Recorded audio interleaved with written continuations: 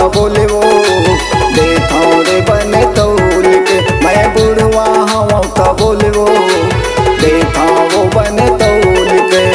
उम्र मोर 55 के दिल हवे मोर बचपन के। उम्र मोर 55 के दिल हवे मोर बचपन के। भले दिखता वो एक डोल के और मैं सट काटे करते हूँ तब बोले वो देखो रे बने तौल के। मैं डोकरा हूँ तब बोले वो देखो रे बने तौल के। मैं बुढ़वा हूँ तब बोले वो देखो वो बने तौल के।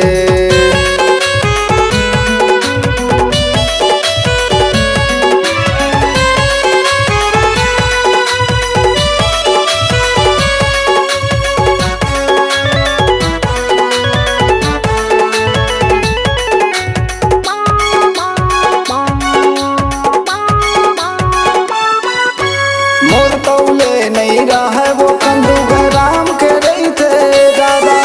नहीं पति आवत दूसर में तौला ले करके देवत हो वादा।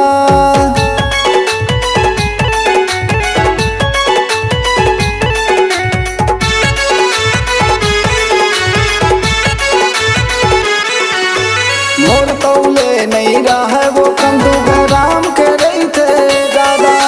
नहीं पति आवत दूसर में तौला ले करके देवत हो वादा। उम्र मोर 55 के दिल हवे मोर बचपन के। उम्र मोर 55 के दिल हवे मोर बचपन के। भले दिखता वो एक डोल के मोर मूड डोलत है तब बोले वो देखो रे बने तौल के। मैं डोकरा हूँ तब बोले वो देखो रे बने तौल के। मैं बुढ़वा हूँ तब बोले वो देखो वो बने तौल के।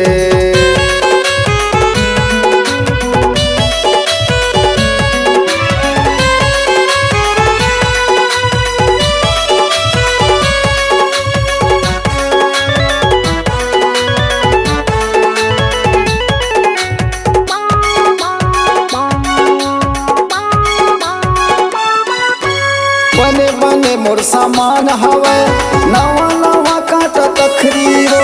ज्यादा सामान ले बेटा बाई आना दुकान भीतरी हो।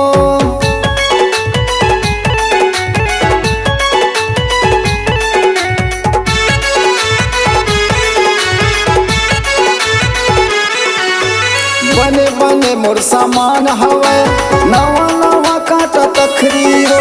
ज्यादा सामान ले बेटा बाई आना दुकान भीतरी हो।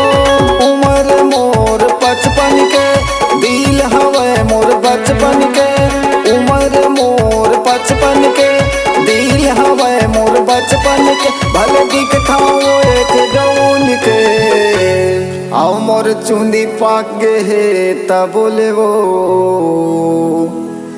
देखो रे बने तौल के।